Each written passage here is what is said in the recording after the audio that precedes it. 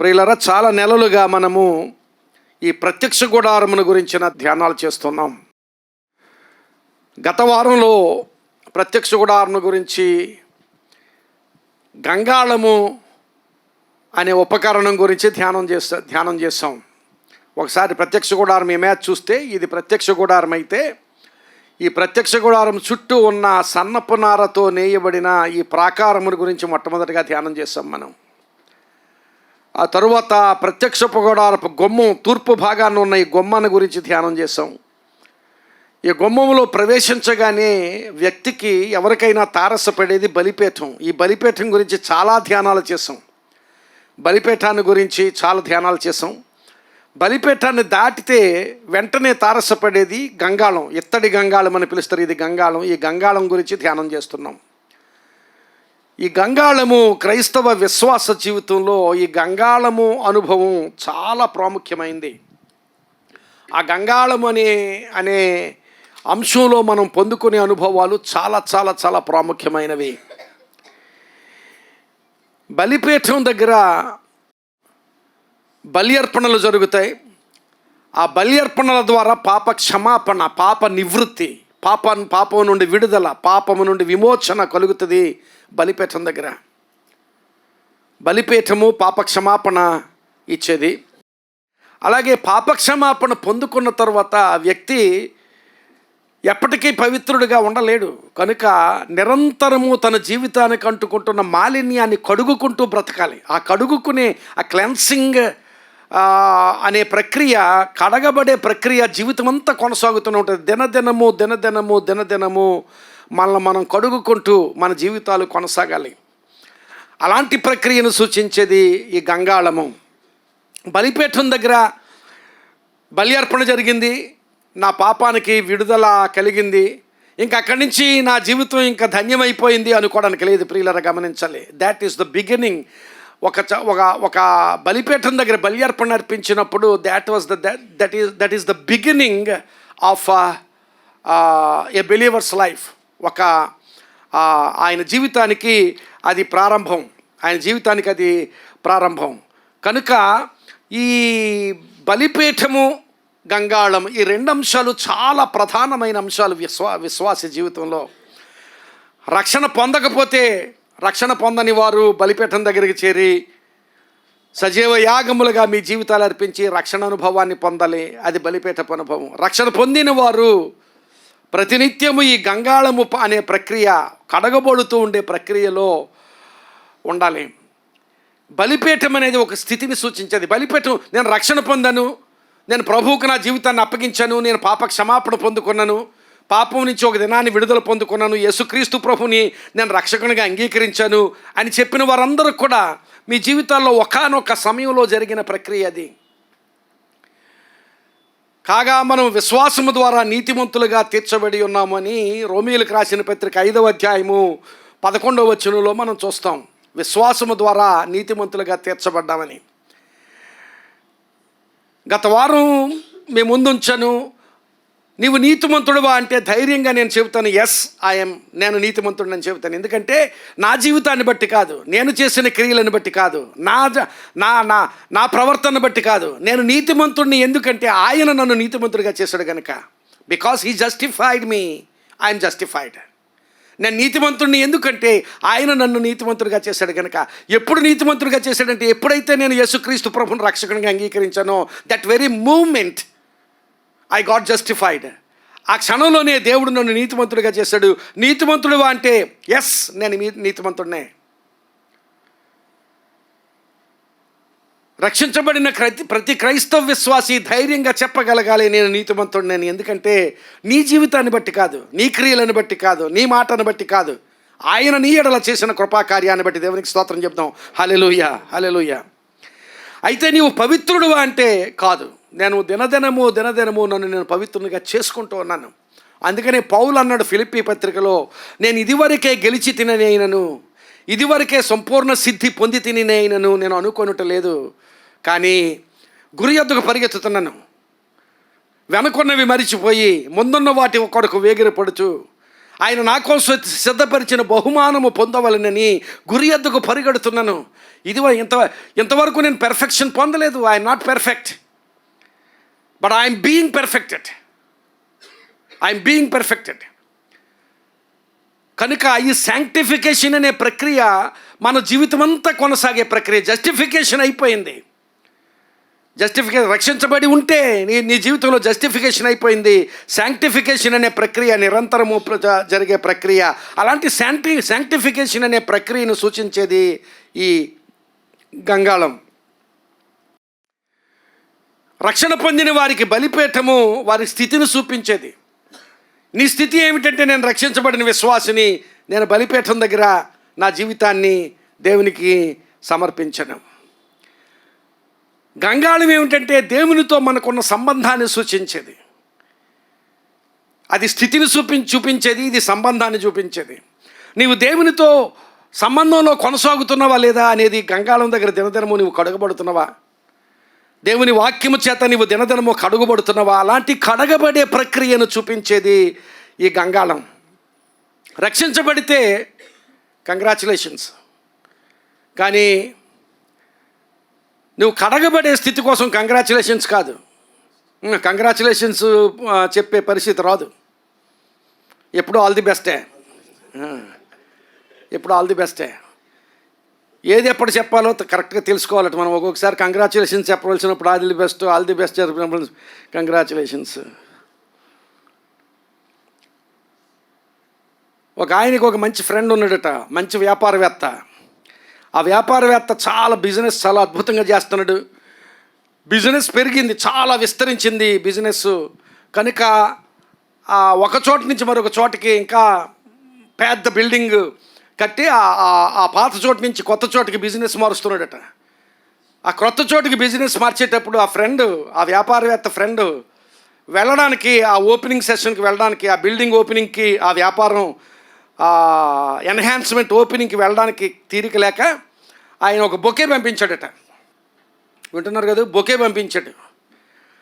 ఆ బొకే పంపించినప్పుడు ఆ బొకేలు తయారు చేసే ఆ షాప్ వాడు ఏమో ఆ బొకే పట్టుకెళ్ళి ఆయనకి ఇచ్చాడు. ఆయనకి ఇచ్చినప్పుడు ఆ బొకే తీసుకుని ఓ బ్యూటిఫుల్ ఫ్లవర్స్ అని ఆ ఫ్లవర్స్ చూస్తూ దాని మీద ఉన్న రాత చూసాడట. దాని మీద రెస్ట్ ఇన్ పీస్ అని ఉందట. రెస్ట్ ఇన్ పీస్ ఉందంటే నీ ఆత్మ శాంతించునుగా కానీ ఉంది. కోపడ్డాడు, ఇదేంటయ్యా, ఇదేం బొకే, నాకు రెస్ట్ ఇన్ పీస్ అని ఉందంటే ఈ తెచ్చినోడు చూసి వాడు కోలబడిపోయి, ఊరుకోండి సార్ మీ గొడవ ఏంటి, అక్కడ ఇంకా ఘోరం జరిగిపోయింది అన్నదట. ఎక్కడ? ఇంకొక చోట రెస్ట్ ఇన్ పీస్ అని ఇవ్వాల్సిన చోటది ఇక్కడికి పట్టుకొచ్చాడు. ఇక్కడ ఇవ్వాల్సింది అక్కడిచ్చాడు. అక్కడిచ్చిన దాని అనేది ఏముందంటే congratulations for your new location అని ఉన్నదట. Congratulations for your new location అంటే ఎక్కడ ఉండవలసి ఉంటే అక్కడికి వెళ్ళిపోయాడు, ఇంట్లో ఉండవలసి ఉంటే సమాధిలోకి వెళ్ళాడు. వాడికి న్యూ లొకేషన్ కోసం కంగ్రాచులేషన్ చెప్పాడు. వ్యాపారం చేసుకునే వాడికేమో రెస్ట్ ఇన్ పీస్ చెప్పాడు. Altar and laver are wonderful experiences in a Christian's life. Altar is once for all happened. Altar అనేది బలిపీఠము దగ్గర జరిగే ప్రక్రియ, అనుభవం ఒకసారి జరిగిపోతుంది. నీతిమంతుడిగా తీర్చబడ్డావు అంతే. ఆ తరువాత ఈ గంగాళము దగ్గర ప్రతినిత్యము కడగబడుతూ ఉండే ప్రక్రియ. Forgiveness is attained but holiness is maintained. అది చాలా అద్భుతమైన అనుభవం, అది గమనించాలి. ఫర్గివ్నెస్ ఈజ్ అటైన్డ్ అంటే క్షమాపణ అనేది మనం పొందుకునేది. ఆయన ఇస్తాడు, మనం పొందుకుంటాం. బట్ హోలీనెస్, పరిశుద్ధత, పవిత్రత అనేది మెయింటైన్డ్. మనం దాన్ని మెయింటైన్ చేసుకోవాలి. అంటే పవిత్రంగా బ్రతకాలి, వాక్యానుసారంగా బ్రతకాలి, దేవునికి ఇష్టానుసారంగా బ్రతకాలి, దేవునికి ఇష్టమైన వారంగా మన జీవితాలు జీవించాలి. It is maintained. ఈ లేవర్ లైఫ్ అనేది లేక, ఈ గంగాళాన్ని ఇంగ్లీష్లో లేవర్ అని పిలుస్తారు. ఈ లేవర్ లైఫ్ ఏమిటంటే గమనించాలి, ఈ లేవర్ లైఫ్ జస్టిఫికేషన్కి గ్లోరిఫికేషన్కి మధ్యలో. గ్లోరిఫికేషన్ అంటే ప్రభు దగ్గరికి వెళ్ళిన తర్వాత అక్కడ మనం గ్లోరిఫికేషన్లోకి వెళ్తాం. జస్టిఫికేషన్ అయిపోయింది, రక్షణ పొందాం, జస్టిఫికేషన్ అయిపోయింది. ప్రభు దగ్గరికి వెళ్ళిన తర్వాత గ్లోరిఫికేషన్కి వెళ్తాం, అంటే నీతిమంతులుగా తీర్చబడ్డాం, అక్కడ మహింపరచబడతాం. కానీ ఇక్కడ ఉండగా ఈ గంగాళం దగ్గర దినదినము పవిత్రపరచబడుతూ ఉండాలి, దినదినము పవిత్రపరచబడుతూ ఉండాలి. గత వారం కొన్ని వాక్యాలు చూసాం మనం. సంఘాన్ని యేసుక్రీస్తు ప్రభు కళంకమైనను ముడత అయినను అట్టిది మరి ఏది అయినను లేకుండా ఉండడం కోసం వాక్యమును ఉదకముతో ఆయన స్నానం చేయిస్తున్నాడు, వాక్యమును నీటితో ఆయన పవిత్రపరుస్తున్నాడు. కళంకమైనను ముడత అయినను అట్టిది మరి ఏది అయినను లేకుండా ఉండే నిమిత్తం వాక్యముతో ఆయన కడుగుతున్నాడు. నిరంతరము నేను నీవు వాక్యముతో, వాక్యమనే నీటితో, వాక్యమనే ఉదకముతో నిరంతరము కడగబడే స్థితి. చాలామంది క్రైస్తవ అనుభవాల్లో, క్రైస్తవ జీవితాల్లో సాధారణంగా జరిగే అనుభవం ఏమిటంటే రక్షణ పొందుతాం, ప్రభువుకు జీవితాన్ని అప్పగిస్తాం. ప్రభువుకు జీవితాన్ని అప్పగించిన తర్వాత దినదినము కడగబడే అనుభవాన్ని నిర్లక్ష్యం చేస్తాం. ఆ అనుభవం ఎప్పుడైనా వన్స్ ఫర్ ఏ వైల్ చేస్తామేమో, కానీ ఎప్పుడైనా ఒక్కొక్కసారి జ్ఞాపకం వచ్చినప్పుడు, ఎప్పుడైనా ఒక్కొక్కసారి హెచ్చరింపబడినప్పుడు, ఒక్కొక్కసారి దేవుని వాక్యం ద్వారా మనం పురుకొల్పబడినప్పుడు ఎప్పుడైనా చేస్తాం. కానీ నిరంతరము కడగబడే ప్రక్రియ అనేది నిర్లక్ష్యం చేస్తూ ఉంటాం. ఆ నిర్లక్ష్యాన్ని బట్టే మన ప్రార్థన డ్రైగా ఉంటుంది. ప్రార్థన చేస్తుంటే ప్రార్థన నడవదు. ఎందుకు అంటే మనం కడగబడే స్థితిలో, దినదినము కడగబడే స్థితిలో ఉంటే మన ప్రార్థన అద్భుతంగా ఉంటుంది. దినదినము మనం కడగబడిన స్థితి ఉంటే మన మనస్సాక్షి దేవుని సన్నిధిలో ధైర్యంగా ఉంటుంది.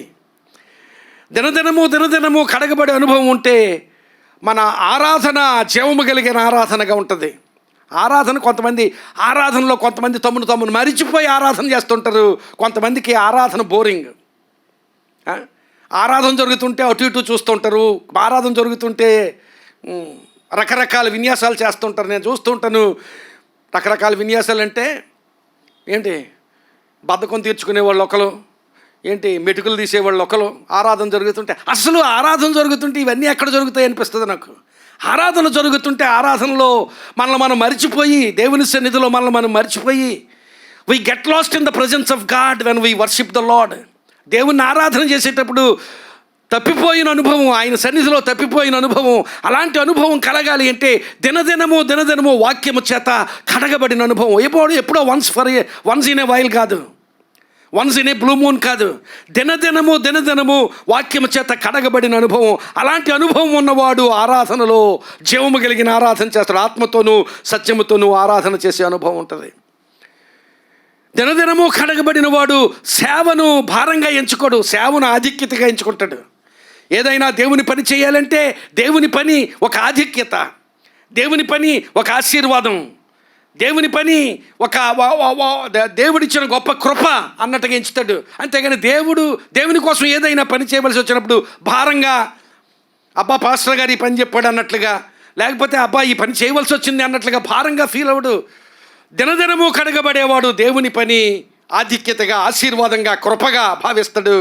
అలాంటి అనుభవాలు కావాలి అంటే దినదినము ఈ గంగాళం దగ్గర మనం నిలబడాలి.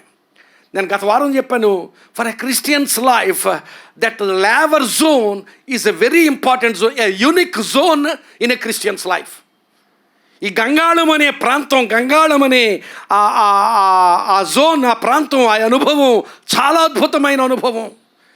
దేవునిని మనం సమీపించే అనుభవం, దేవునికి మనల్ని దగ్గరగా చేసే అనుభవం ఈ గంగాళం దగ్గర పొందుకుంటాం మనం. We get into intimacy with God when we get cleansed on a daily basis. మనం ఎప్పుడు దినదినము కడగబడే అనుభవంలో దేవునికి సామీప్యతలోనికి, దేవుని దగ్గరికి, దేవునితో సామీప్యత పొందుకుంటాం, దేవునితో ఐక్యత పొందుకుంటాం. అలాంటి అనుభవాలను ఈ గంగాళం సూచిస్తుంది. నిర్గమకాండం 30:17-21 వరకు. మరియు యెహోవా మోషేతో ఇట్లనెను, కడుగు కొనుటకు నీవు ఎత్తడితో దానికొక గంగాళమును ఎత్తడి పీటను చేసి ప్రత్యక్షపు గుడారమునకు బలిపీఠమునకు నడుమ దానిని ఉంచి నీళ్లతో నింపవలెను.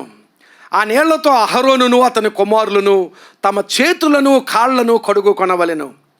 వారు ప్రత్యక్షపు గుడారములోనికి వెళ్ళినప్పుడు సేవ చేసి యెహోవాకు హోమధూపము నర్పించుటకు బలిపీఠమునొద్దకు వచ్చినప్పుడును తాము చావకయుండునట్లు నీళ్లతో కడుగుకొనవలెను. తాము చావకయుండునట్లు తమ చేతులను కాళ్లను కడుగుకొనవలెను. అది వారికి అనగా అతనికిని అతని సంతతికిని వారి తరములకును నిత్యమైన కట్టడగా ఉండును. కడగబడే ప్రక్రియను గురించి మాట్లాడుతుంది. 19వ వచనం మరొకసారి చదువుదాం. ఆ నీళ్లతో అహరోనును అతని కుమారులను తమ చేతులను కాళ్లను కడుగుకొనవలెను. ఈ ప్రత్యక్ష గుడారంలో, అక్కడ ప్రత్యక్ష గుడారంలో మనం చూసిన ఆ ఇమేజ్లో ప్రత్యక్ష గుడారంలో, ఈ ప్రత్యక్ష గుడారంలో ఇక్కడ ఈ గంగాళం దగ్గర ఎవరు తమ చేతులను కాళ్ళను కడుక్కుంటారంటే యాజకులు కడుక్కుంటారు. అహరోను కుమారులు అంటే యాజకులు. దేవుడు అహరోనును యాజకుడిగా చేశాడు. అహరోను సంతతినంతటిని, అహరోను కుమారులందరినీ యాజకులుగా చేశాడు. లేవి వంశమును యాజకులుగా దేవుడు నియమించాడు. అహరోను కుమారులను అంటే యాజకులు కడుక్కోవాలి, కడగబడాలి.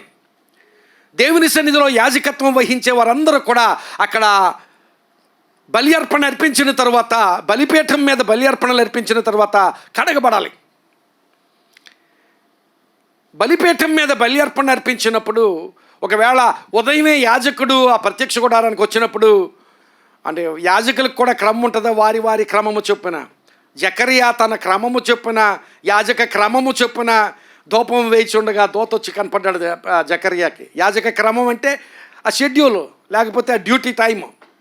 ఆ యాజకుడు ఆ క్రమం చెప్పిన యాజకత్వంలోనికి ఆ ఉదయమే డ్యూటీకి వచ్చాడు అనుకోండి, ఉదయమే యాజకత్వం నిర్వహించడానికి వచ్చినప్పుడు చాలా ఫ్రెష్గా యాజక వస్త్రాలు ధరించుకొని వస్తూ ఉండొచ్చు.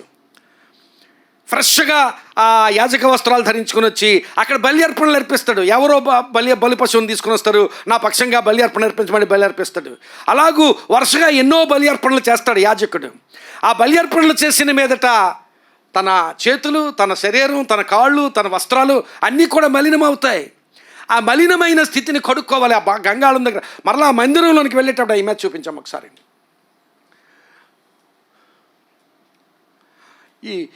ఈ బలిపీఠం దగ్గర ఈ బలి అర్పణలు అర్పించిన తర్వాత తన చేతులు, కాళ్ళు, వస్త్రాలన్నీ మలినమవుతాయి.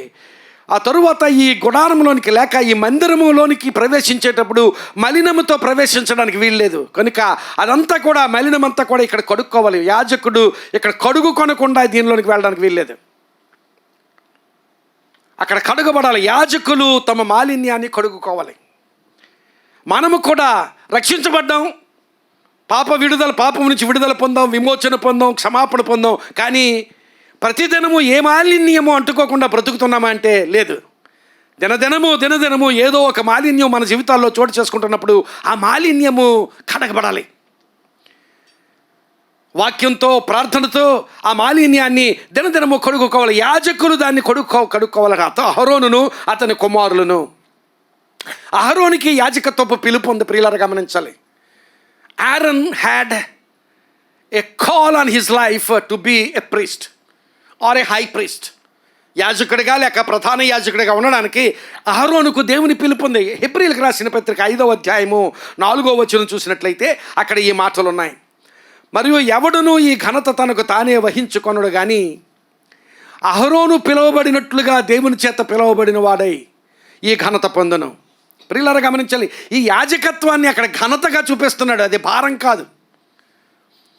ఆ యాజకత్వాన్ని స్వీకరించిన వాడు దాన్ని ఎలా స్వీకరిస్తాడు, దాన్ని ఎలాగూ అనుభవిస్తాడు, లేక దాన్ని ఎలా కన్సిడర్ చేస్తాడు. అది భారంగా కన్సిడర్ చేస్తాడా లేక ఘనతగా కన్సిడర్ చేస్తాడంటే అక్కడ గమనించాలి. ఈ ఘనత పొందును. అహరోను పిలువబడినట్లుగా దేవుని చేత పిలువబడిన వాడై ఈ ఘనత పొందును. అహరోను పిలువబడ్డాడు, అహరోనుకి పిలుపు ఉంది. అయితే మనం యాజకులు కడగబడవలసిన వంతులో మన ప్రమేయం ఏముంది అనేది ప్రశ్న.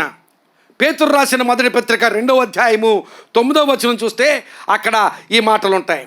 మీరు చీకటిలో నుండి ఆశ్చర్యకరమైన తన వెలుగులోనికి మిమ్మును పిలిచిన వాని గుణాతిశయములను ప్రచురము చేయ నిమిత్తము ఏర్పరచబడిన వంశమును, రాజులైన యాజక సమూహమును, పరిశుద్ధ జనమును, దేవుని సొత్తైన ప్రజలునై ఉన్నారు. దేవుడు మనల్ని పిలిచాడట. అక్కడ చూడండి ఆ మాటల్లో, మిమ్మల్ని పిలిచిన వాని గుణాతిశయములను, మిమ్మల్ని పిలిచాడు ఆయన. ఎవరంటే దేవుడు ఎవరిని, నన్ను పిలిచాడు, నిన్ను పిలిచాడు, నిన్ను పిలిచాడు, నిన్ను పిలిచాడు. మనందరినీ, స్త్రీలమైన పురుషులమైన, చిన్నవారమైన పెద్దవారమైనా, మనం చదువున్నా చదువు లేకపోయినా, మనం ప్రభువుని అంగీకరించిన వారమైతే మనల్ని దేవుడు పిలిచాడు. ఎక్కడి నుండి ఎక్కడికి పిలిచాడంటే, మనము చీకటిలో ఉన్నప్పుడు ఆ చీకటిలో నుంచి తన ఆశ్చర్యకరమైన వెలుగులోనికి పిలిచాడు. ఎందుకు పిలిచాడంటే, ఎవరైతే మనల్ని పిలిచారో ఆ దేవుని గుణాతిశయములను ప్రచురం చేయడానికి, ఆ దేవుని లక్షణాలను, ఆ దేవుని గుణ లక్షణాలను ప్రచురం చేయడానికి. ప్రచురం చేయడం అంటే ప్రతివారు ప్రసంగం చేసేవారు కాకపోవచ్చు. దేవుని గుణ లక్షణాలను ప్రచురం చేయడం ప్రసంగమే చేయనక్కర్లేదు. దేవుని గుణ లక్షణాలను ప్రచురం చేయడానికి మన సాక్ష్యం చాలు. అంటే సాక్ష్యం అంటే చెప్పే సాక్ష్యమే కానక్కర్లేదు. కొన్నిసార్లు సాక్ష్యం చెబుతాం, కొన్నిసార్లు సాక్ష్యం చెప్పకుండానే వినబడుతుంది. మన జీవితాల నుంచి చెప్పకుండానే సాక్ష్యం వినబడుతుంది. మన జీవితాల నుంచి చెప్పకుండానే సాక్ష్యం కనబడుతుంది. కనుక అందుకనే పౌలు కొరింథీయులకు రాసిన పత్రికలో ఆ కొరింథీ సంఘానికి రాస్తున్నాడు, మీరు మా పత్రికలు అయి ఉన్నారు అన్నాడు.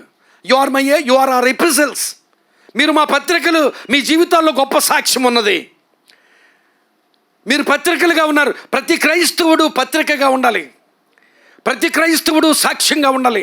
మనం సాక్ష్యం చెప్పనక్కర్లేదు, మన జీవితమే సాక్ష్యం, మన ఉనికి సాక్ష్యం. The very presence of a Christian should be a testimony. ఒక క్రైస్తవుని ఉనికే గొప్ప సాక్ష్యంగా ఉండాలి.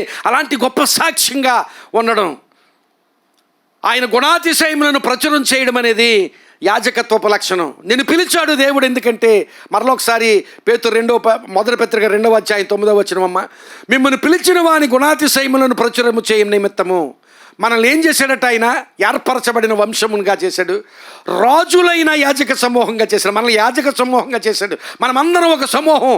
ఏ సమూహం అంటే యాజక సమూహం. You are a priest and I'm a priest. పాస్టర్ని కనుక కాదు, నేను ప్రీస్ట్ అన్నాను. నేను ఎందుకు చెప్తున్నానంటే, నేను విశ్వాసిని కనుక ప్రీస్ట్ని, నీవు విశ్వాసివి కనుక ప్రీస్ట్వి. We are all priests, we are all priesthood. మనందరికీ యాజకత్వ ధర్మాన్ని దేవుడు అప్పగించాడు. ఎందుకంటే ఆయన గుణలక్షణాలను మన జీవితాల నుంచి ప్రచురం చేయాలని. నా జీవితం నుంచి అలాంటి సాక్ష్యం వినబడాలి. అహరోనును దేవుడు పిలిచాడు, మనల్ని కూడా దేవుడు పిలిచాడు. యాజకులు మనం. యేసుక్రీస్తు ప్రభువును కూడా యాజకుడిగా దేవుని వాక్యం చూపిస్తోంది. యేసుక్రీస్తు ప్రభువును యాజకుడిగా. హెబ్రీయులకు రాసిన పత్రిక 7వ అధ్యాయం 17వ వచనంలో, నీవు నిరంతరము మెల్కీసెదకు క్రమము చొప్పున యాజకుడివై ఉన్నావని ఆయన విషయమై సాక్ష్యము చెప్పబడెను. యేసుక్రీస్తు ప్రభువుని గురించి సాక్ష్యం ఉన్నదట. ఏమనంటే, నీవు నిరంతరము మెల్కీసెదకు క్రమము చొప్పున సాక్ష్యము యాజకుడివై ఉన్నావని. యేసుక్రీస్తు ప్రభువు మెల్కీసెదకు క్రమము చొప్పున యాజకుడై ఉన్నాడు. ఈ మెల్కీసెదకు అని ఆయన అబ్రహాము కాలములో అబ్రహామును కలిశాడు. అబ్రహాము ఈ మెల్కీసెదకుకు దశమ భాగం ఇచ్చాడు. ఆ దశమ భాగం ఇచ్చినప్పుడు అక్కడ అబ్రహాముకు ఆయన రొట్టెను ద్రాక్షరసాన్ని ఇచ్చాడు. ఆ విషయాన్ని గమనించాలి. రొట్టెను ద్రాక్షరసమును ఇచ్చిన చోట అబ్రహాము దశమ భాగం ఇచ్చాడు. ఆ మెల్కీసెదకు యాజకుడిగా అబ్రహాముకు పరిచర్య అందించాడు. ఆ మెల్కీసెదకు క్రమము చొప్పున ఈయన యాజకుడు అని చెప్పాడు. ఆ మెల్కీసెదకు గురించి వివరణ ఏం చెప్పాడంటే, అదే హెబ్రీయులకు రాసిన పత్రిక 7వ అధ్యాయం 1 వచనాల్లో ఏం చెప్పాడంటే, రాజులను సంహారం చేసి తిరిగి వచ్చుచున్న అబ్రహామును ఎవడు కలుసుకొని అతన్ని ఆశీర్వదించెనో, ఎవరికి అబ్రహాం అన్నిటిలో 10వ వంతు ఇచ్చెనో ఆ షాలేము రాజును, ఆ మెల్కీసెదకు షాలేము రాజట, షాలేము రాజును మహోన్నతుడుకు దేవుని యాజకుడునైనా మెల్కీసెదకు నిరంతరము యాజకుడిగా ఉన్నాడు. ఆ మెల్కీసెదకు కేవలం యాజకుడు మాత్రమే కాదు, రాజు కూడా. రాజుగాను, ఈయన ఫిజికల్గా ఏదో కింగ్డమ్కి రాజు కాదండి. ఆయన రాజుగా చెప్పబడ్డాడు, అలాగే ఆయన యాజకుడిగా చెప్పబడ్డాడు. He was both a king and a priest. ఈ మాటలు ఎందుకు చెప్తున్నానంటే, పాత నిబంధన కాలంలో రాజులు వేరు, యాజకులు వేరు. రాజుగా ఉన్నవాడు యాజక ధర్మాన్ని నిర్వర్తించడానికి వీల్లేదు. అలాగే యాజకుడు రాజధర్మాన్ని నిర్వర్తించడానికి వీల్లేదు. ఎవరి ధర్మం వారిదే. దేవుడు కొంతమందిని రాజులుగా అభిషేకించాడు, కొంతమంది యాజకులుగా నియమించాడు. కనుక ఎవరి ధర్మం వాళ్ళు నిర్వర్తించాలి. కానీ రాజుగాను యాజకుడిగాను ఉన్న స్థితి యేసుక్రీస్తు ప్రభువులో మనం చూస్తాం. అందుకని మెల్కీసెదకు గురించి మాట్లాడుతూ, యేసుక్రీస్తు ప్రభు యాజకత్వం గురించి మాట్లాడుతూ, నువ్వు మెల్కీసెదకు క్రమములో యాజకుడువు, నువ్వు రాజువు యాజకుడు కూడా. యేసుక్రీస్తు ప్రభు కేవలం యాజకుడు మాత్రమే కాదు, ఆయన రాజు యాజకుడు కూడా. మనం చాలా వాక్య భాగాల్లో యేసుక్రీస్తు ప్రభువును రాజుగా చూస్తాం. పిలాతు ముందు నిలవబడినప్పుడు యేసుక్రీస్తు ప్రభువును పిలాతు ప్రశ్నించాడు. వీళ్ళందరూ ఏవేవో ఆరోపణలు చేస్తున్నారు, నిజంగా నీవు రాజువా అంటే నీవు అన్నట్టే అన్నాడు. నీవు అన్నట్టే రాజునే. ఆయన సిలువ వేయబడినప్పుడు యూదులకు రాజు, నజరేయుడైన యూదులకు రాజు అని చెప్పి ఆయన సిలువ మీద ఒక రాత పెట్టారు. ఆయన రాజు అని చాలా వాక్య భాగాల్లో, రాజులకు రాజు ప్రభువులకు ప్రభువు అని చాలా వాక్య భాగాల్లో మనం చూస్తాం. అలాగే ఆయన మన ప్రధాన యాజకుడు అనే వాక్యాన్ని కూడా మనం చూస్తాం. ఆయన యాజకుడు, ప్రధాన యాజకుడు, మనకు యాజకుడిగా ఉన్నాడు అనే విషయాన్ని కూడా మనం చూస్తాం. ప్రియులారా, ఆయన రాజుగా ప్రధాన యాజకుడిగా జకర్యా గ్రంథంలో ఆ రెండు కలిపి ఆయన గురించి చెప్పబడిన మాటలు జకర్యా గ్రంథంలో మనం చూస్తాం. జకర్యా గ్రంథము 6వ అధ్యాయము 12-13 వచనాలు. జకర్యా గ్రంథము 6వ అధ్యాయము 12-13 వచనాలు.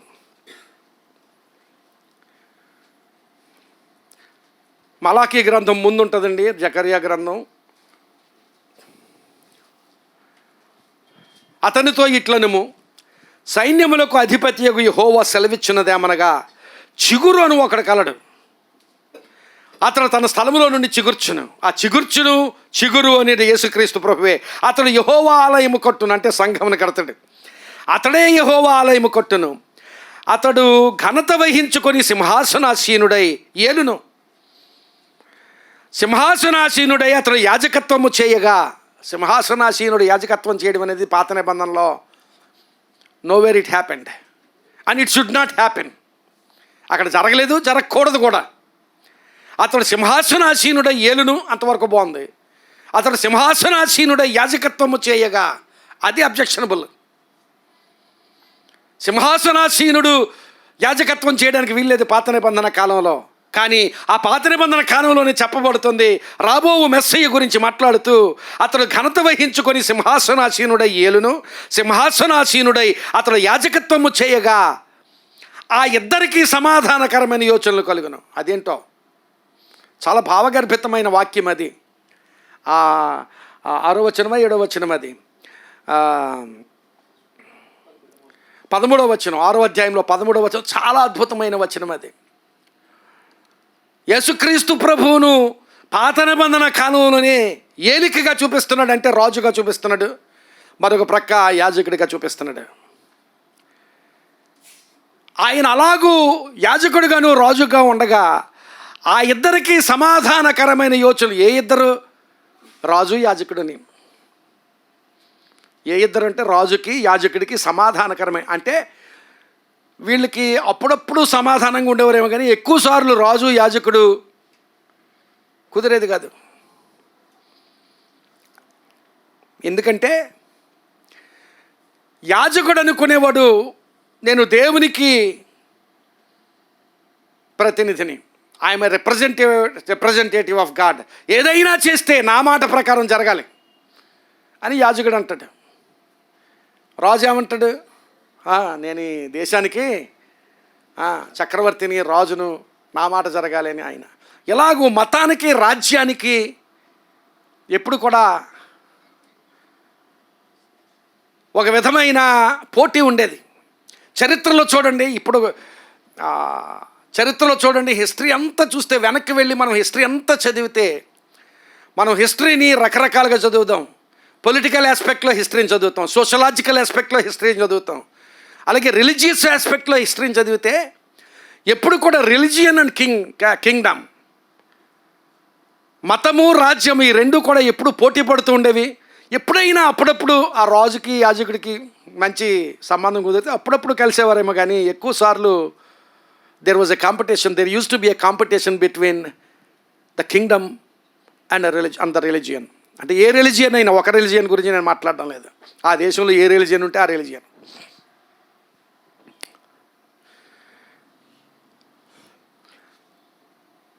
కనుక ఆయన యాజకుడుగా, ఆయన రాజుగా, ఆ రెండు పదవులు కలిసి యేసుక్రీస్తు ప్రభువులో చూస్తాం. ఆయన ద్వారా ఈ మతము, రాజ్యము సమాధాన పడతాయి. మతము, రాజ్యము సమాధాన పడేది యేసులో. అప్పటికి ఆ జకర్యా గ్రంథంలో జరుగుతున్న సమయంలో ఆ మాటలు ఎందుకు చెప్పాడంటే, అప్పుడే యూదులు చెర నుంచి విడిపించబడబోతున్నారు.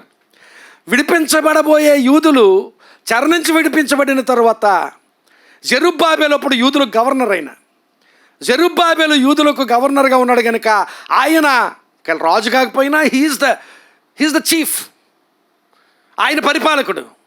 మరొక ప్రక్క యెహోషువ యాజకుడిగా ఉన్నాడు. యెహోషువ అంటే యెహోషువ గ్రంథంలో యెహోషువ కాదండి, ఇక్కడ యెహోషువ అప్పటికి యాజకుడిగా ఉన్నాడు. ఆ యెహోషువకు జెరుబ్బాబెలుకు ఇద్దరికి మధ్య సమాధానకరమైన ఆలోచనలు కలుగును.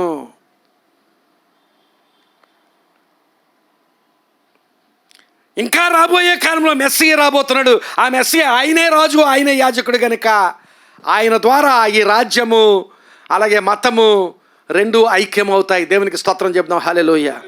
ఈవెన్ ఈరోజు కూడా ప్రియులారా గమనించాలి, మతము, రాజ్యము పోటీ పడుతున్నాయి. ఎక్కడికక్కడే ఏ దేశంలో చూడండి, మన దేశమే కాదు ఏ దేశమైనా చూడండి, మతము, రాజ్యము పోటీ పడుతున్నాయి. మతం తాను పై చేయిగా ఉండాలని మతం అనుకుంటుంది, తాను పై చేయిగా ఉండాలని రాజ్యం అనుకుంటుంది. రాజ్యం అంటే ఏ రోజు అయినా అవ్వచ్చు, ఏ మంత్రి అయినా అవ్వచ్చు, ఏ రోజు అయినా అవ్వచ్చు. నేను ఒక ప్రభుత్వం గురించి, ఒక రాజ్యం గురించి మాట్లాడడం లేదు. ఈ రెండింటినీ సమాధానపరిచేది యేసుక్రీస్తు ప్రభువే. ఈ రెండింటినీ సమాధానపరిచేది యేసుక్రీస్తు ప్రభువే. మతం ఎప్పుడు కూడా పై చేయిగా ఉండాలని మతం అనుకుంటుంది, రాజులు ఎప్పుడు పై చేయిగా ఉండాలని రాజులు అనుకుంటారు. ఒక ఉదాహరణ చెబుతాను మీకు. ఈ సందర్భంలో ప్రస్తుతం కాదు కానీ అయినప్పటికీ కూడా ఈ విషయం మీకు తెలియచేయడం కోసం ఒక ఉదాహరణ చెబుతాను. మన దగ్గర ఇంగ్లీష్ బైబిల్స్ ఉంటాయి. ఇంగ్లీష్ బైబిల్స్ అన్నింటిలో కూడా చాలా ప్రాచుర్యమైన ఒక వెర్షన్ ఉంటుంది, దాన్ని కింగ్ జేమ్స్ వెర్షన్ అంటాం. King James version. King James అనే ఆయన ఒక రాజు, బ్రిటిష్ని పరిపాలించిన రాజు. అసలు బైబిల్ అంటూ వెర్షన్ ఉంటే ఆ వెర్షన్ ఏదైనా దేవుని సేవకుడి పేరు మీద ఉండాలి. రాజు పేరు మీద ఒక వెర్షన్ ఉండడం ఏంటి కదా, ఆలోచించాలి. ఒక రాజు పేరు మీద ఒక వెర్షన్ ఉన్నది. ఎందుకంటే ఆ రాజు ఆధ్వర్యంలో ఆ తర్జుమ జరిగింది. గ్రీకు భాష నుంచి ఇంగ్లీషులోనికి ఆ రాజు తర్జుమ చేయించాడు. అలా తర్జుమా చేయించినప్పుడు ఆయన ఆధ్వర్యంలో ఆయన అంతా ఇప్పుడు ఎవరికో అప్పగించి, ఎవరి పేరు మీద ఎవరికో అప్పగించి చేయొచ్చు, కానీ ఆయనే ఆ బాధ్యత వహించడానికి కారణం ఏమిటంటే అప్పటికే మార్టిన్ లూథర్ సంఘంలో చాలా సంస్కరణలు తీసుకొచ్చాడు. బాప్తిస్మం విషయంలో సంస్కరణ తీసుకొచ్చాడు, వాక్యం విషయంలో సంస్కరణలు తీసుకొచ్చాడు, చాలా సంస్కరణలు తీసుకొచ్చాడు. ఆ సంస్కరణలు సంఘంలో చాలా గలిబిలిని కలుగు చేశాయి.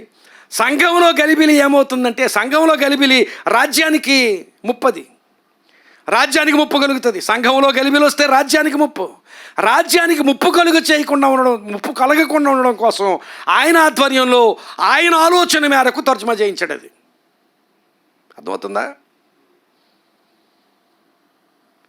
జరగవలసినట్టుగా, అంటే ఆయన ఆధ్వర్యంలో ఆయన ఆలోచన మేరకు, అంటే తప్పులు చేయించాడని కాదు, తప్పులని చెప్పుకోకుండానే, తప్పులని తెలియకుండానే కొన్ని విషయాలు దాచిపెట్టేటట్టుగా తర్జుమాలు జరిగాయి. ఒక్క ఉదాహరణ మీకు చూపిస్తాను త్వరగా. లాజరును ధనవంతుడు అనే కథనం చెప్పాడు యేసుక్రీస్తు ప్రభు. ధనవంతుడు పాతాళంలో ఉన్నాడు, లాజరు చనిపోయి, ఇద్దరు చనిపోయారు. లాజరు చనిపోయాడు, పేదవాడు, అతడు అబ్రహాము రొమ్మున ఆనుకుని కనిపిస్తున్నాడు. ధనవంతుడేమో పాతాళంలో ఉన్నాడు, యాతన పడుతూ అక్కడ అబ్రహామును చూసి ఈ ధనవంతుడు అడుగుతున్నాడు, అయ్యా నీవు లాజరును నా దగ్గరికి పంపించి తన చిటికిన వేలు కొనతో తన వేలును నీటిలో ముంచి, ఒకసారి చదువుదాం 16వ అధ్యాయము లోకా సువార్త 24వ వచనంలో, తండ్రివైన అబ్రహామా నా యందు కనికరపడి తన వ్రేలి కొనను నీటిలో ముంచి నా నాలుకను చల్లార్చుటకు లాజరును పంపమన్నాడు కదా. వేలి కొనను నీటిలో ముంచి అన్న దగ్గర, ఆ ముంచి అనే మాట దగ్గర గ్రీకు భాషలో బ్యాప్టైజో అనే మాట ఉపయోగించబడింది. ముంచడం అంటే బ్యాప్టైజో, బ్యాప్టిజం. అర్థమైందండి? ఆ వేలును ముంచు అన్నప్పుడు ముంచుట అంటే బ్యాప్టిజం. ఆ వేలును ముంచి నా నాలుకను చల్లార్చడానికి లాజరును పంపించమని యేసుక్రీస్తు ప్రభు శిష్యుల పాదాలు కడుగుతున్నాడు. యోహాను సువార్త 13వ అధ్యాయంలో శిష్యుల పాదాలు కడిగిన తర్వాత వాళ్ళందరినీ కూర్చొని పెట్టి ప్రభువు చెప్పాడు, ఇదిగో మీలో ఒకడు నన్ను అప్పగించబోతున్నాడు. అంటే ఎవరు ప్రభు? నేనా నేనా నేనా నేనా అంటే ప్రభు ఒక మాట చెప్పాడు, అయ్యా నేను మొట్టమొదటిగా రొట్టెను ముంచి, ఒక ముక్కను ముంచి ఎవరికైతే మొట్టమొదటి ఇస్తానో వాడే అని చెప్పాడు. ముక్కను ముంచి చూడండి 13వ అధ్యాయం 26వ వచనం అనుకుంటాను. 26వ వచనంలో ఆ మొక్కను ముంచి అన్న దగ్గర, ముంచి అన్న దగ్గర బ్యాప్టిజం అనే మాట, బ్యాప్టో లేక బ్యాప్టైజో అని రెండు మాటలు గ్రీకు భాషలో ఉపయోగించబడ్డాయి. అర్థమవుతుంది కదా?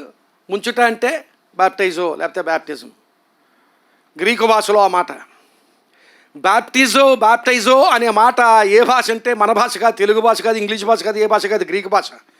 కానీ ఆ మాట ఇంగ్లీష్లోనేదే ఉంటుంది, తెలుగులోనేదే ఉంటుంది, తమిళ్లోనేదే ఉంటుంది, హిందీలోనేదే ఉంటుంది, అన్ని భాషల్లోనేదే ఉంటుంది.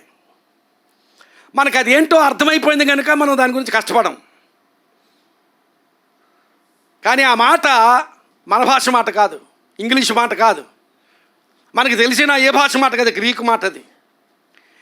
ఇప్పుడు ప్రకటన గ్రంథం 13వ అధ్యాయం 13వ వచనంలో, 19వ అధ్యాయం 13వ వచనంలో, ప్రకటన గ్రంథం 19వ అధ్యాయం 13వ వచనంలో, రక్తములో ముంచబడిన వస్త్రము ఆయన ధరించుకొని ఉండెను.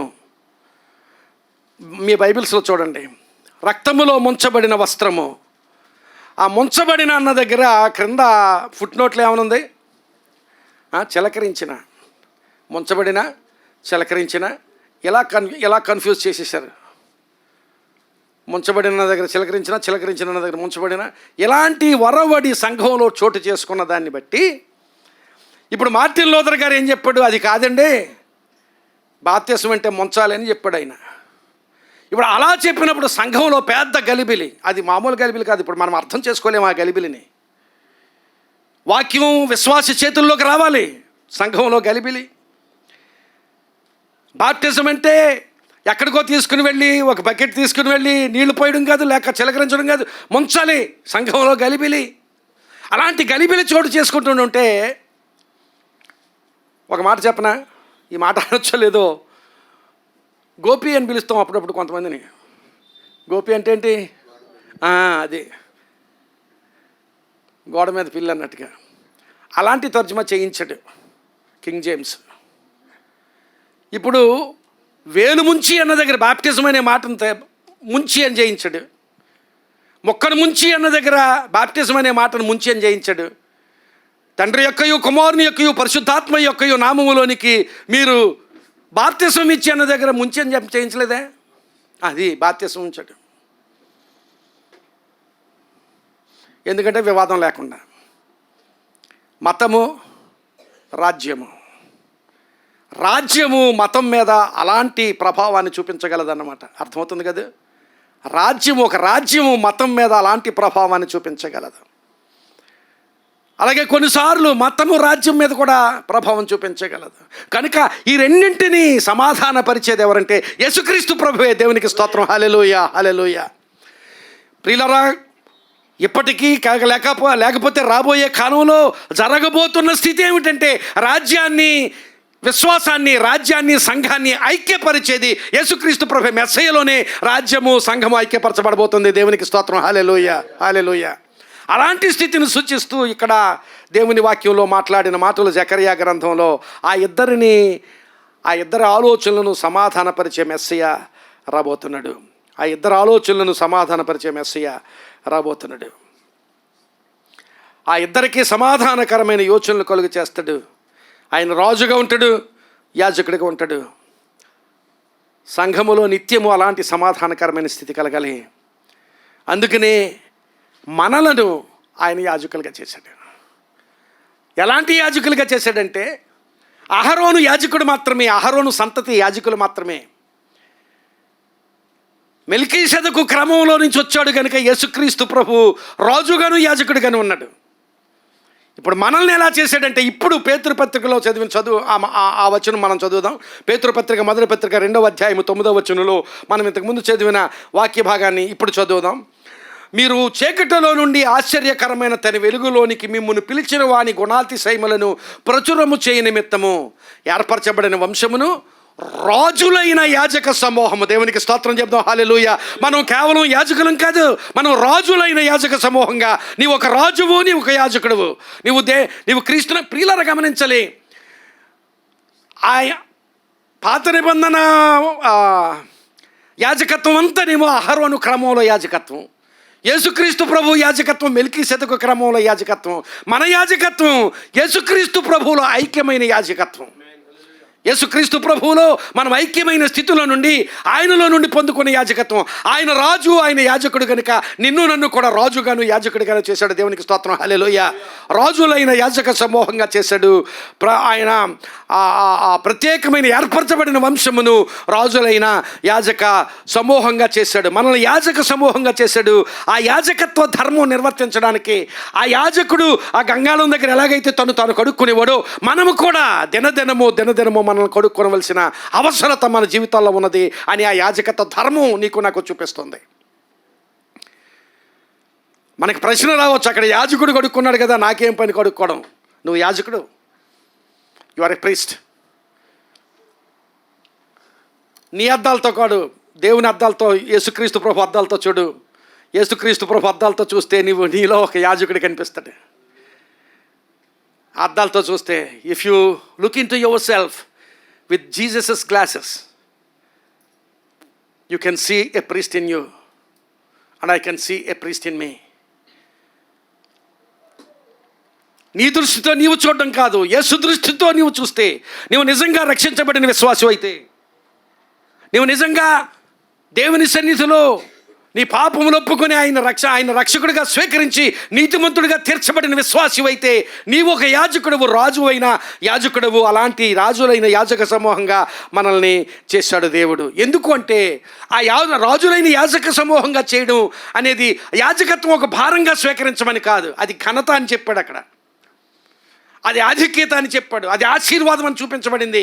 నీవు యాజకుడు అంటే బాధ్యత కాదు, గమనించాలి, బాధ్యత కూడా. కానీ కొన్ని బాధ్యతలు చాలా ఆధిక్యతగా స్వీకరిస్తాం, కొన్ని బాధ్యతలు చాలా ఆశీర్వాదకరంగా స్వీకరిస్తాం, కొన్ని బాధ్యతలు సంతోషంగా. అది యాజకత్వం అనేది అలాంటిది. క్రైస్తవ విశ్వాసంలో యాజకత్వం అనేది అలాంటిది.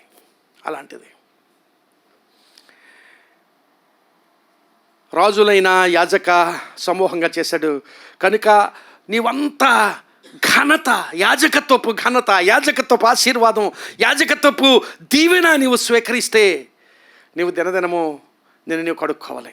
యాజకుడు ఒక్కసారి కాదు, దినంలో ఎన్నోసార్లు తను కడుక్కునేవాడు. అక్కడ ఈ దినాన్ని నీ జీవితానికి అంటుకున్న మాలిన్యాన్ని దినదినము కడుగుకుంటూ, దినదినము నిన్ను నీవు పరిశుద్ధపరచుకుంటూ, దినదినము నిన్ను నీవు పవిత్రపరచుకుంటూ దేవుని సన్నిధిలో కొనసాగాలి. అందుకనే పౌలు అన్నాడు, నేను లేని సమయంలో మీ రక్షణలో మీరు మంచిగానే ఉన్నారు, కానీ నేను ఉన్న సమయంలో మీరు రక్షణలో మంచిగానే ఉన్నారు, కానీ నేను లేని సమయంలో కూడా భయముతోనూ వణకుతోనూ మీ స్వరక్షణను కొనసాగాలి. ఆ అనుభవంలో కొనసాగాలి. అలాంటి కొనసాగింపును సూచించేది ఈ గంగాళం. మనల్ని మనం పవిత్రపరచుకుంటూ బ్రతికే స్థితిని సూచించేది గంగాళం. అలాంటి గంగాళం దగ్గర ఈ మధ్యాహ్న సమయంలో దేవుడు మనల్ని నిలవబెడుతున్నాడు. మీరు ఇంకో ప్రశ్న అడగచ్చు, అయ్యా యాజకులు బలులు అర్పించేవారు, మనకేం పని, యాజకుడు అనే డెసిగ్నేషన్ నాకేంటి, యాజకుడు బలి అర్పించేవాడు అంటే మనకు కూడా అలాంటి అనుభవం ఉంది. పేతురు మొదటి పత్రిక 2వ అధ్యాయం 5వ వచనంలో ఈ మాటలు ఉన్నాయి, చదువుదాం. మన యాజక ధర్మం ఏంటో చూద్దాం. పేతురు మొదటి పత్రిక 2వ అధ్యాయం 5వ వచనం, యేసుక్రీస్తు ద్వారా దేవునికి అనుకూలములకు ఆత్మ సంబంధమైన బలులను నర్పించుటకు పరిశుద్ధ యాజకులుగా ఉండునట్లు మీరును సజీవమైన రాళ్ల వలె ఉండి ఆత్మ సంబంధమైన మందిరముగా కట్టబడుచున్నారు. గమనించాలి, యేసుక్రీస్తు ద్వారా దేవునికి అనుకూలములకు ఆత్మ సంబంధమైన బలులను నర్పించుటకు, మనమట ఆత్మ సంబంధమైన బలులను నర్పించాలట. God made you as a priest. So that you can offer spiritual sacrifices unto him. ఆయనకి ఆత్మ సంబంధమైన బలులు అర్పించాలి. ఆత్మ సంబంధమైన బలులు అర్పించుటకు పరిశుద్ధ యాజకులుగా ఉండినట్లు మన ఎడల దేవుని నియమించాడు. దేవుని నియామకం ఏంటంటే God's appointment in your life and my life.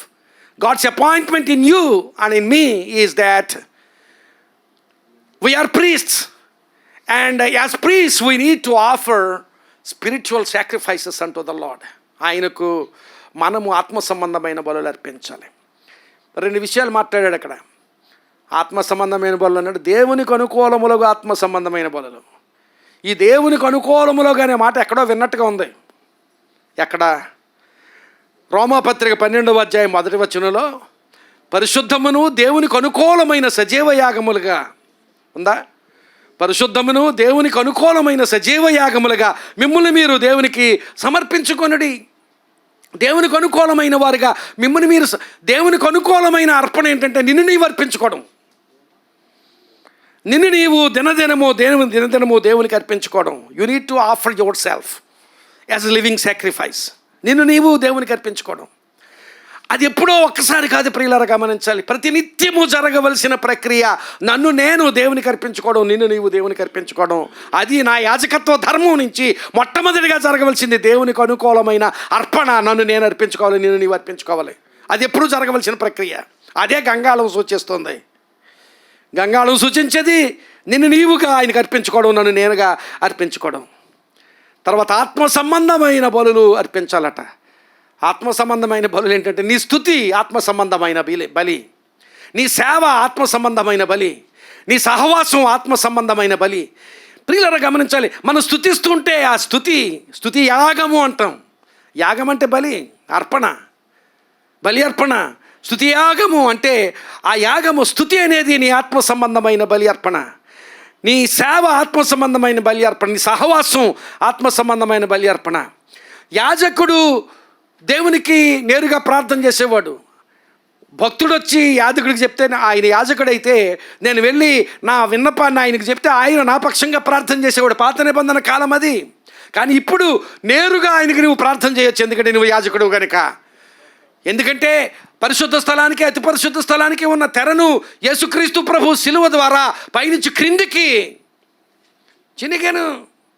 నా చిన్నప్పుడు ఒక చిన్న బుక్లెట్ తెలుగులో ఉండేది, తెర చినిగెను అని ఒక పుస్తకం ఉండేది. అద్భుతమైన పుస్తకం అది. నేను చిన్నప్పుడు చదువుతూ ఉండేవాడిని. తెర చినిగెను. ఆ పేరు కూడా, ఆ రచయిత పేరు కూడా పలకడానికి కొంచెం ఆర్డుగా ఉంటుంది. అంటే ఏదో చైనా పేరో లేకపోతే ఏదో పేరు అది. ఆ పేరు కూడా నాకు గుర్తులేదు. కానీ తెర చినిగెను ఆ పుస్తకం ఇప్పటికీ గుర్తు. ఆ పుస్తకం ఆ అట్ట రంగు అదంతా గుర్తే నాకు. తెర చినిగెను అద్భుతమైన పుస్తకం అది. తెర చినిగెను ఎందుకంటే నేను ఆ రచయిత లేడీ అనుకుంటాను. ఆ తెర చినిగెను అనే పుస్తకంలో రాసిన ప్రతి మాట, ఒక్కొక్క మాట నిప్పులాగా ఉంటుంది అనమాట. ఆ తెరకు చినిగిన స్థితిని బట్టి నేను డైరెక్ట్గా దేవుని దగ్గరికి వెళ్తున్నాను. నేను డైరెక్ట్గా బలిపీఠం దగ్గరికి వెళ్తున్నాను. నేను డైరెక్ట్గా దేవునితో పోరాడుతున్న దేవుని దగ్గరికి వెళ్ళి దేవునిని తాకగలుగుతున్నాను. ఎందుకంటే తెర చిరిగింది కనుక. తెర చిరిగెను ఎందుకంటే నీవు నేరుగా దేవుని దగ్గరికి వెళ్ళగలవు, దేవునికి ప్రార్థన చేయగలవు, నీవు యాజకుడు గనుక. విజ్ఞాపన, ఇతరుల కోసం, నీ కుటుంబం కోసం నువ్వు ప్రార్థన చేయగలవు. ఇంతకుముందు ఆ యాజకుడు ఇతరుల కోసం ప్రార్థన చేసినట్టుగా నీవు కూడా ఇతరుల కోసం ప్రార్థన చేయగలవు. నీ కుటుంబం కోసం, నీ బిడ్డల కోసం, సంఘంలో ఉన్న విశ్వాసుల కోసం, నీ బంధువుల కోసం, నీకు తెలిసిన వారి కోసం, ఇతరుల కోసం ప్రార్థన చేయగలవు. విజ్ఞాపన ప్రార్థన చేస్తావు. అంత మాత్రమే కాదు, దైవ సత్యాన్ని ప్రకటిస్తావు. దేవుని వాక్యాన్ని, దేవుని సత్యాన్ని ప్రకటిస్తావు. ఇదంతా యాజకుడు చేసే పని. ఇదంతా ఎలా చేస్తామంటే నాయకత్వానికి లోబడి. అంటే ఇదంతా ఉన్నది కనుక, యాజకుడిని కనుక చర్చిలో నాయకత్వాన్ని ప్రక్కన పెట్టి కాదు. చర్చిలో పాస్టర్ ఉంటాడు, చర్చిలో సువార్థికులు ఉంటారు, చర్చిలో పెద్దలు ఉంటారు. ఆ నాయకత్వానికి అంతటికీ లోబడి. అందుకని ఎఫెసీయులకు రాసిన పత్రిక 4వ అధ్యాయంలో సంఘంలో ఉండే పరిచర్య ధర్మాన్ని చూపించాడు పౌలు. అపోస్తలులు, ప్రవక్తలు, అలాగే కాపరులు, ఉపదేశకులు, సువార్థికులు ఉంటారు. వాళ్ళందరూ చర్చిలో ఉంటారు, వాళ్ళందరూ సంఘంలో ఉంటారు.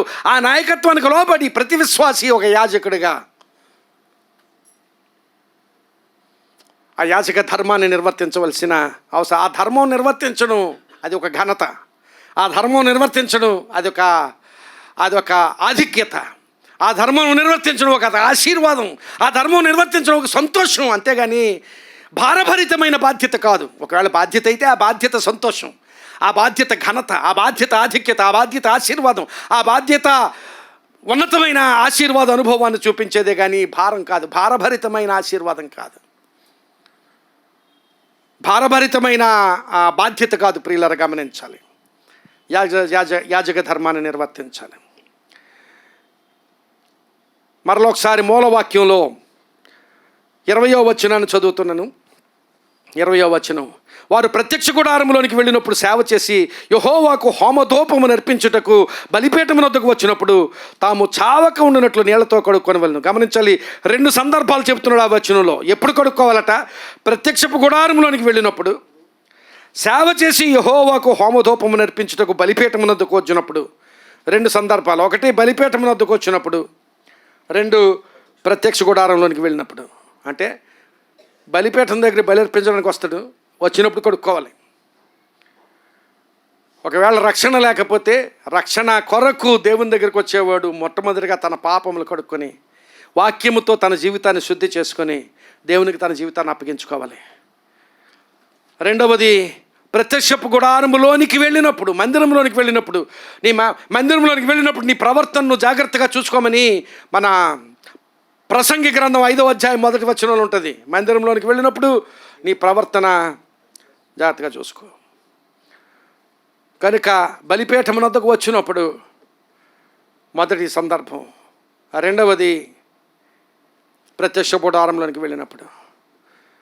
బలిపీఠమునొద్దకు వచ్చినప్పుడు నీ ప్రవర్తన విషయంలో, నీ జీవితంలో ఉన్న పాపం విషయంలో దేవుని దగ్గరికి వచ్చే ముందు, ఆ బలిపీఠం దగ్గరికి వచ్చే ముందు నీవు కడుక్కోవాలి వాక్యమనే నీటితో. అందుకని 119వ కీర్తన 9వ వచనంలో యౌవనస్తులు దేని చేత తమ నడతను శుద్ధి చేసుకుందరు?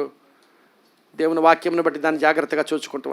ఆ మాటకు వస్తే యౌవనస్తులే కదా, ఎవరైనా సరే దేని బట్టి తన నడతను శుద్ధి చేసుకుంటారంటే, నా నడతను నేను శుద్ధి చేసుకోవాలంటే వాక్యాన్ని బట్టి, వాక్యం ద్వారానే నీ నడతను నువ్వు శుద్ధి చేసుకోవాలి. నీవు ఏ వయసు వాడవైనా, అక్కడ యౌవనస్తుడు అని చెప్పాడు కానీ ఆ కీర్తనకారుడు, ఏ వయసు వాడవైనా నీ నడతను శుద్ధి చేసుకోవడానికి వాక్యమే. అందుకని ఆ సుంకరి చేసిన ప్రార్థనలో, ఆకాశము వైపు కన్నులెత్తుటికైనను ధైర్యము చాలక దేవా పాపినైన గుండె కొట్టుకొనుచు, దేవా పాపినైన నన్ను కరుణించుము. ఆ ప్రార్థన జరగాలి. ఆ ప్రార్థన జరిగి ఆ నీటితో, వాక్యమైన నీటితో కడగబడాలి. బలి అర్పణ జరగాలి. ఆ బలి అర్పణ తరువాత ప్రియులారా ప్రత్యక్షపు గుడారంలోకి, మందిరంలోనికి వెళ్ళినప్పుడు, మందిరంలో ప్రవేశించడానికి, మందిరంలో సేవించడానికి వెళ్ళినప్పుడు, మందిరంలో ప్రవేశించినప్పుడు కడుగుకోవాలి. మన దైనందిన సమర్పణ, రోమాపత్రిక 12వ అధ్యాయం 1వ వచనంలో సజీవ యాగములుగా మీ శరీరములను దేవునికి సమర్పించుకోండి. మన దైనందిన సమర్పణ. ఆ తర్వాత వచనాల్లో చూస్తే 20-21 వచనాల్లో చూస్తే ఈ మాటలు ఉన్నాయి. త్వరగా చదివి నేను ముగిస్తాను. 20-21 వచనాల్లో, వారు ప్రత్యక్షపు గుడారంలోనికి వెళ్ళినప్పుడు సేవ చేసి యెహోవాకు హోమధూపము అర్పించుటకు బలిపీఠమునొద్దకు వచ్చినప్పుడు వారు తాము చావక ఉండునట్లు నీళ్లతో కడుక్కొనవలెను.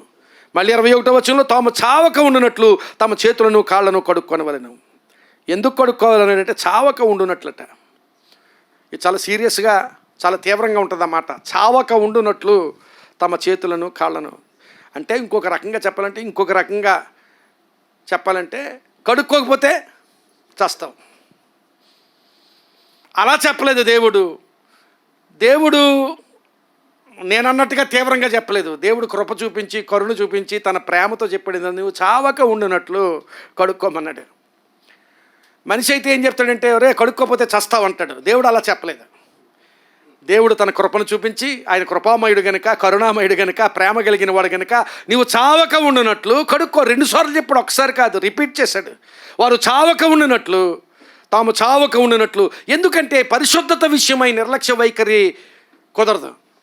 ఆయన చెప్పిన మాట దేన్ని బట్టి అంటే, పరిశుద్ధత విషయమై నిర్లక్ష్య వైఖరి కుదరదు. దేవుని వాక్యంలో చాలా సందర్భాలు నేను చూపించగలను. మోషే ఒకసారి కొండపైకి వెళ్ళాడు. కొండపైకి వెళ్ళినప్పుడు దేవుడు మోషేతో ఏం చెప్పాడంటే, నీవు నా దగ్గరికి రా, కానీ ఈ కొండను ఇశ్రాయేలీయుడు ఎవడు కూడా సమీపించకూడదు, దాని చివరి కూడా దాన్ని ముట్టకూడదు, ముడితే చేస్తాడు అన్నాడు.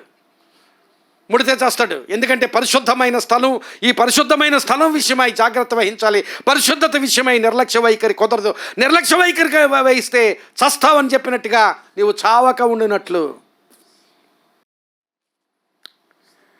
లేవీకాండం 10వ అధ్యాయం 1 వచనాలు చూస్తే అక్కడ అహరోను కుమారులు నాదాబు అబీహు అనేవాళ్ళు నిర్లక్ష్య వైఖరి వహించి అన్యాగ్నిని తీసుకుని వెళ్ళి, దేవుని అగ్నిని కాకుండా అన్యాగ్నిని తీసుకుని వెళ్ళి, వేరొక అగ్నిని తీసుకుని వెళ్ళి ధూపం వేయడానికి వెళ్తే వాళ్ళిద్దరూ అక్కడికక్కడే మరణించినట్లుగా దేవుని వాక్యంలో చూస్తాం.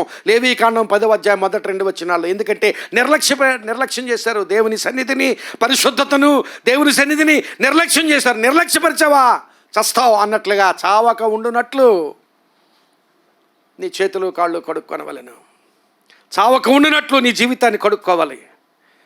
ప్రియులరా గమనించాలి. సమూయేలు 2వ గ్రంథం 6వ అధ్యాయంలో అక్కడ కిర్యత్యారీము అనే ప్రదేశంలో నిబంధన మందసం చాలా సంవత్సరాలు ఉండిపోయింది. అక్కడ 20 సంవత్సరాలు అన్నాడు, ఇంకా ఎక్కువే ఉండిపోయింది. అక్కడ ఆ నిబంధన మందసం అక్కడ ఉండగా ఆ నిబంధన మందసాన్ని తరలిస్తున్నారు. అక్కడి నుంచి ఆ ఇంటిలో నుంచి తరలిస్తుంటే అబీనాదాబు కుమారులే ఇద్దరు దాన్ని బండి మీద ఎక్కించి ఆ బండి మీద తీసుకుని వెళ్తున్నారు. అసలు నిబంధన మందసం తీసుకుని వెళ్ళవలసిన నియమం అది కాదు. నిబంధన మందసం ఎక్కడి నుంచి అయినా ఒక చోట నుంచి ఇంకో చోట తీసుకుని వెళ్తే అహరోను కుమారులో ప్రత్యేకించబడిన వారు దాన్ని మోసుకుని వెళ్ళాలి. అహరోను సంతతిలో ప్రత్యేకించబడిన వారు దాన్ని మోసుకుని వెళ్ళాలి. కానీ ఆ నియమాన్ని ప్రక్కన పెట్టి ఒక బండి మీద తీసుకుని వెళ్తున్నారు. తీసుకుని వెళ్తున్నప్పుడు ఎద్దు కాలు జారిందట. కాలు జారినప్పుడు ఈ నిబంధన మందసం అది జారిపోతుందో పడిపోతుందో ఆ ఉజ్జా అనేవాడు, ఆ అబీనాదాబు కుమారుల్లో ఒకడు, ఆ ఉజ్జా అనేవాడు చేయి చాపి దాని మీద చేయి వేసినప్పుడు అక్కడికక్కడే పరిశుద్ధత విషయంలో నిర్లక్ష్య వైఖరి కుదరదు. అందుకని దేవుడు చెప్పాడు, నీవు చావక ఉండినట్లు నీవు కడుక్కో. ప్రియులారా, ఈ దినాన్ని ఈ మాటలను స్వీకరించుదాం. దేవుని సన్నిధిలో నిర్దోషమైన జీవితం జీవించాలి, కడగబడాలి. పవిత్రత అనేది ఒకరోజు వచ్చేసేది కాదు. నన్ను క్షమించు ప్రభువా అనగానే క్షమించబడతావు, నీతిమంతుడిగా చేయబడతావు. కానీ పవిత్రత రాదు. పవిత్రత అనేది దినదినము దేవుని సన్నిధిలో వాక్యాన్ని నేర్చుకుంటూ, వాక్యాన్ని చదువుతూ, వాక్యాన్ని ధ్యానం చేస్తూ, దినదినము నేర్చేసుకున్నావంటే నేను అంతా నేర్చుకున్నాను అని ఎవడో చెప్పలేడు. ఎవడైనా సరే, ఎంత సీనియర్ భక్తుడైనా, నువ్వు 50 సంవత్సరాలు 60 సంవత్సరాలు బోధించినా ఇంకా దేవుని వాక్యం ముందు స్టూడెంట్వే. దేవుని వాక్యం ఇంకా నేర్చుకుంటూనే ఉంటాం. దేవుని వాక్యం ఇంకా నేర్పుతూనే ఉంటుంది. దేవుని వాక్యం ఇంకా బోధిస్తూనే ఉంటుంది. బోధించబడుతూ దినదినము కడగబడుతూ దేవుని సన్నిధిలో ఆ పవిత్రత వైపు మనం నడవాలి. అలాగూ దేవుడు నిన్ను నడిపించగలిగేటట్లుగా దేవునికి నీ జీవితాన్ని అప్పగించు. ప్రార్థన చేసుకుందాం. దయచేసి తల వంచండి.